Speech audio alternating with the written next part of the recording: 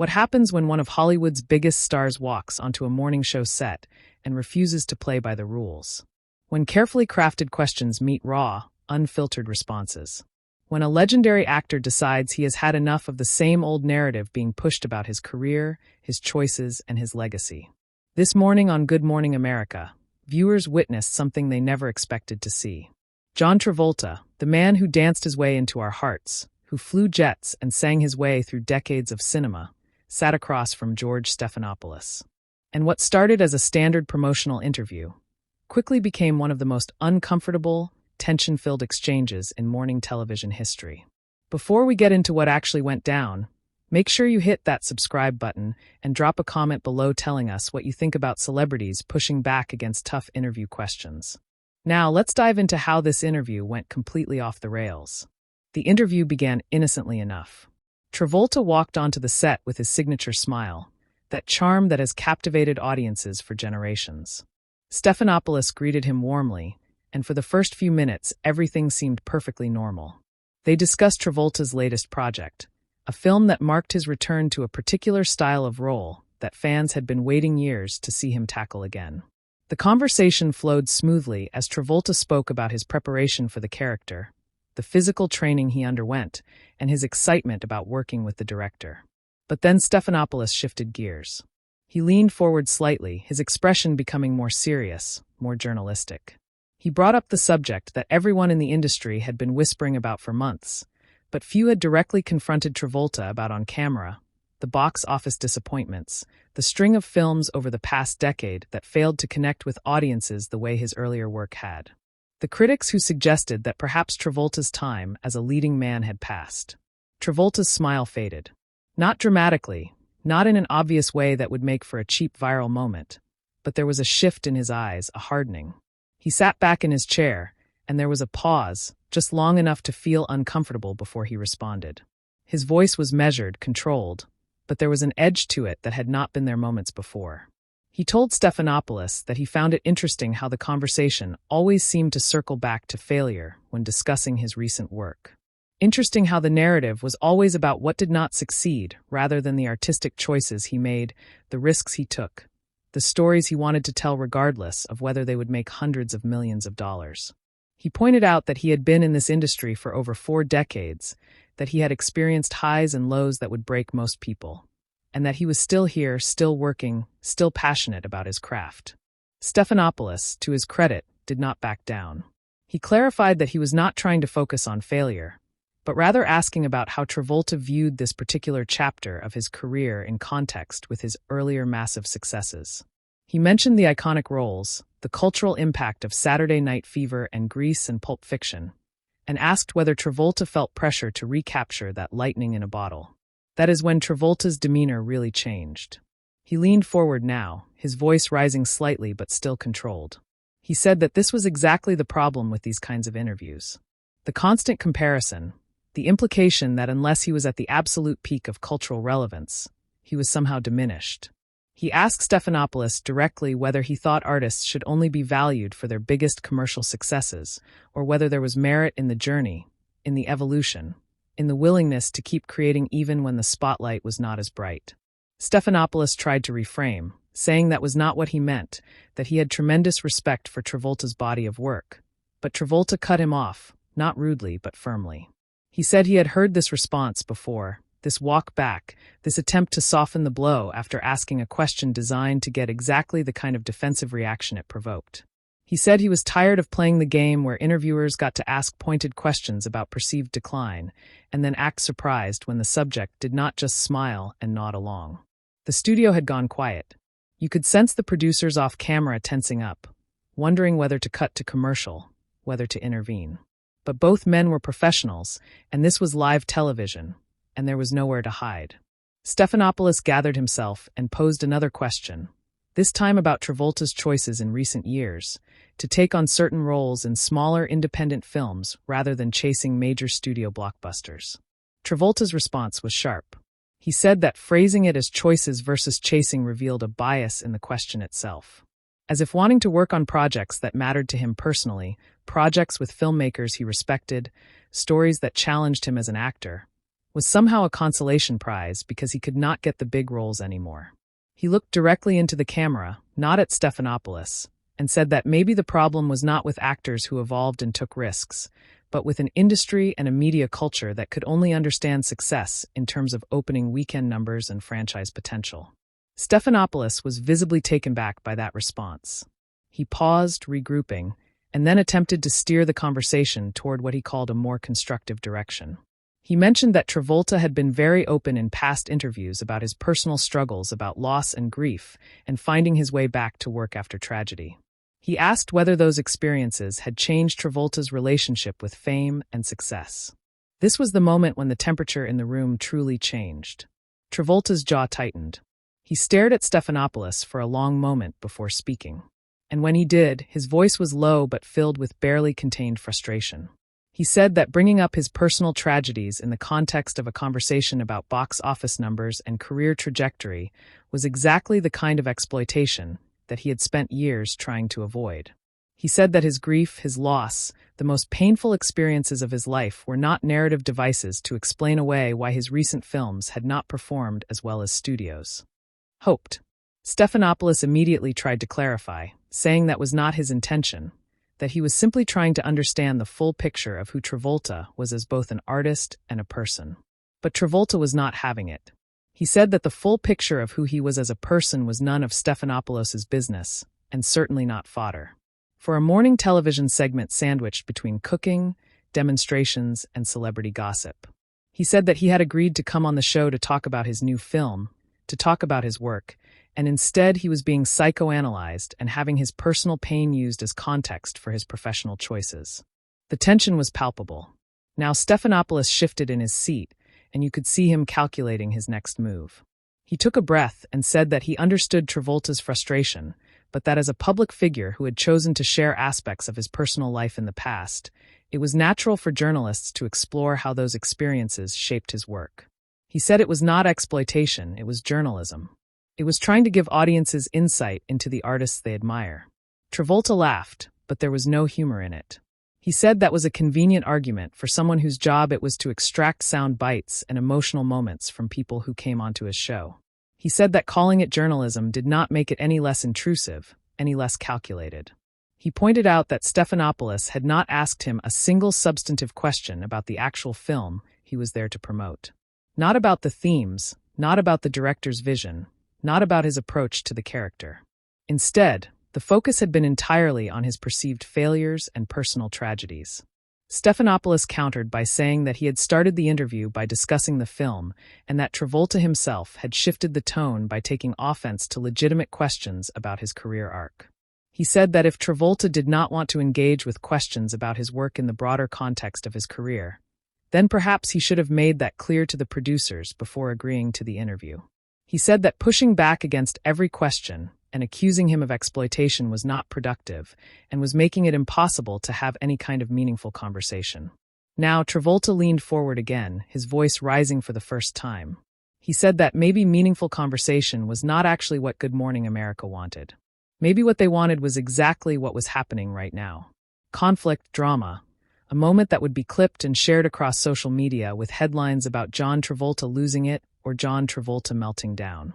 He said that Stephanopoulos could sit there and claim journalistic integrity all he wanted, but they both knew that morning television was about ratings and clicks and keeping audiences engaged between commercial breaks. Stephanopoulos' expression hardened. He said that it was unfair for Travolta to question his integrity as a journalist, that he had spent decades building a reputation on asking tough questions and holding people accountable, and that just because Travolta did not like the questions did not mean they were not valid.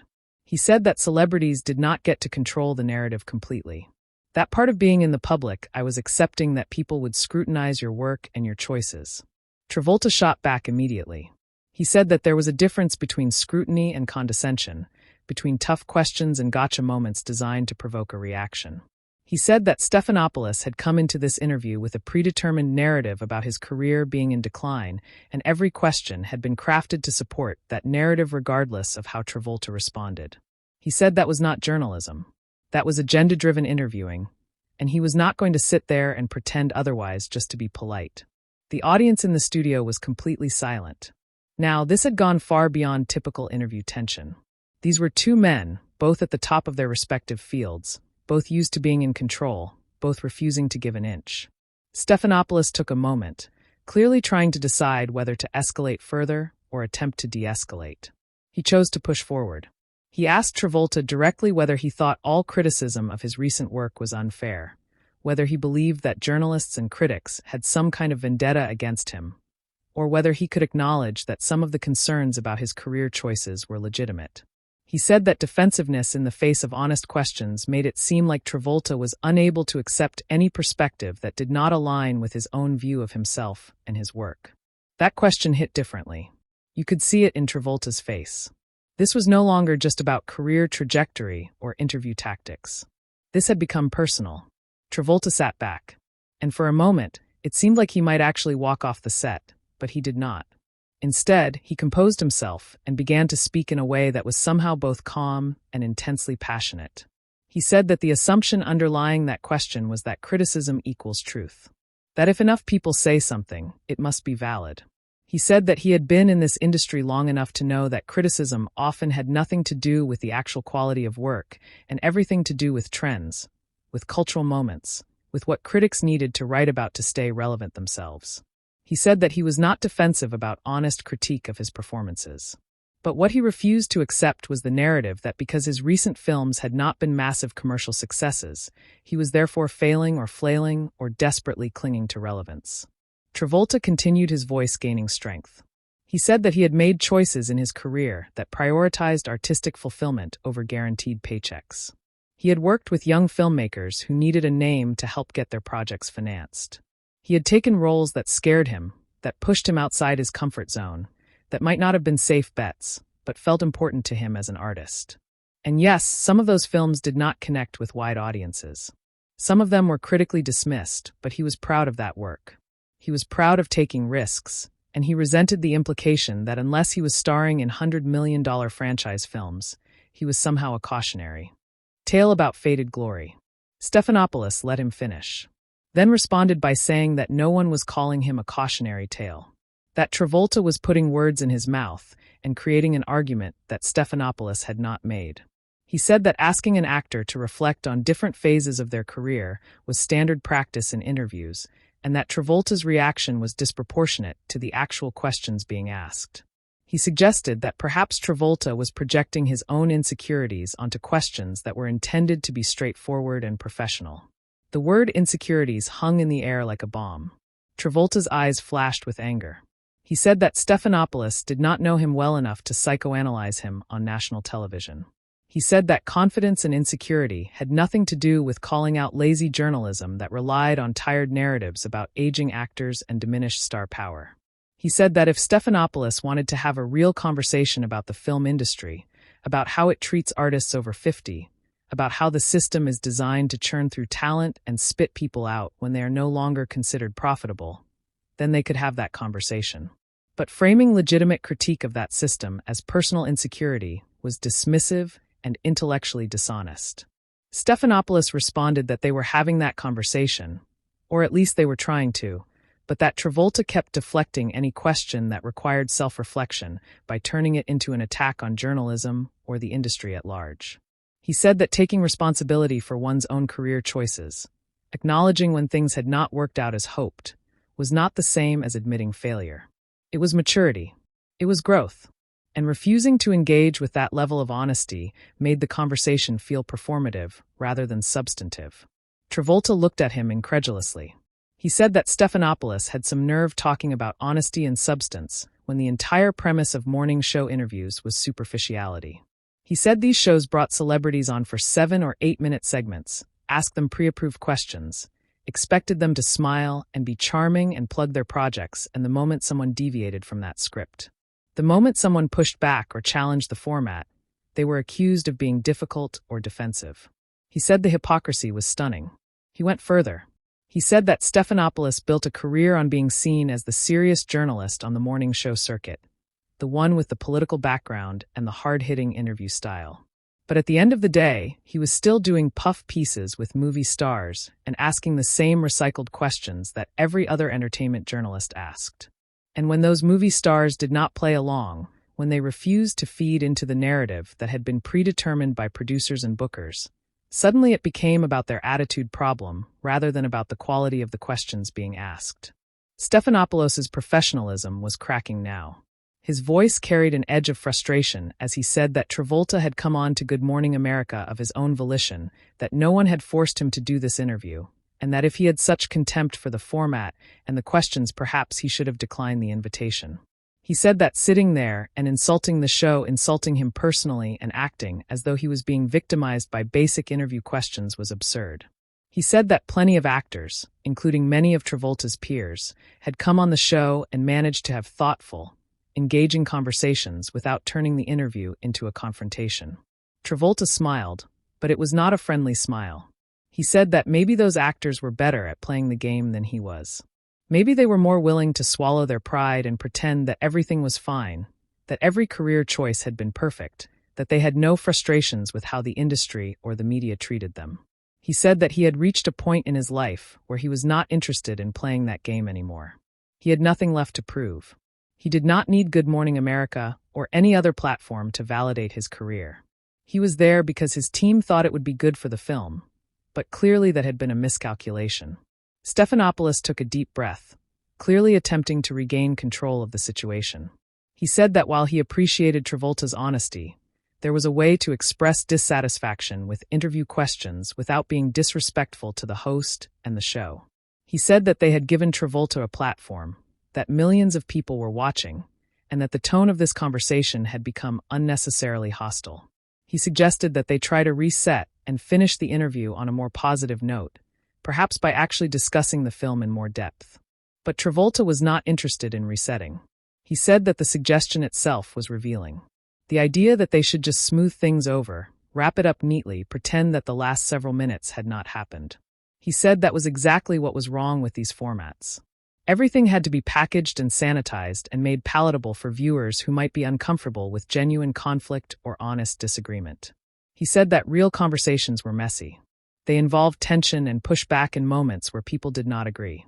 And the fact that Stephanopoulos wanted to fast forward past all of that to get to some artificial conclusion where they shook hands and smiled proved his point about the superficiality of the entire enterprise. Stephanopoulos responded that there was a difference between genuine conversation and grandstanding. He said that Travolta had made his points, had expressed his frustrations with the industry and the media, and had questioned his integrity as a journalist. He asked what more Travolta wanted from this interview. Did he want an apology for asking about his career? Did he want Stephanopoulos to admit that every question had been inappropriate? He said that if Travolta's goal was to make himself look like a victim of unfair media treatment, he was certainly succeeding, but he was not sure that was the impression Travolta actually wanted to leave viewers with. Travolta shook his head. He said that he did not want to be seen as a victim. He wanted to be seen as someone who was willing to call out practices that had become so normalized that people did not even recognize them as problematic anymore. He said that the entire celebrity interview industrial complex was built on a power dynamic where the interviewer controlled the narrative and the subject was expected to be grateful for the exposure. And when that dynamic was challenged, when someone refused to play their assigned role, the response was always to pathize their reaction rather than examine the system itself. He continued saying that he knew how this would be covered. He knew that clips of this interview would circulate with headlines about him having a meltdown or being difficult. He knew that the narrative would be about his behavior rather than about the substance of what he was saying. And that was fine. He had been in this business long enough to know how the game worked, but at least he would know that he had been honest. At least he would know that he had not just smiled and nodded and played along with questions that felt designed to diminish him. Stephanopoulos seemed genuinely frustrated now, perhaps even hurt.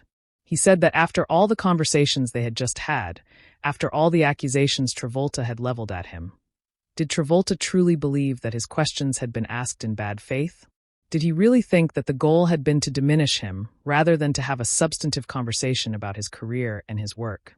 He said that if that was what Travolta believed, then there was probably no point in continuing because they were operating from completely different understandings of what had transpired.